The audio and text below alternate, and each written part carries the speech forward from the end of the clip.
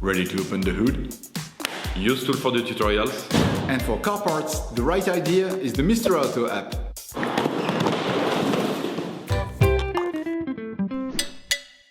You will find the bulk windscreen wipers used in the video exclusively on the Mr. Auto website and through the link in the description. Turn your engine off and pull up the handbrake. Lift the wiper blade arm up. To remove the blade, put pressure on the stud and simultaneously slide the wiper to the outside. To avoid any damage, put the arm delicately on the windscreen. Before you do this, place a paper towel to protect the glass. Take the new blade and install the adapter, which corresponds to your model. To put the new one in place, start in the same way as you finished removing it. Slide it along the holding. You will hear a click when a stud slots into place.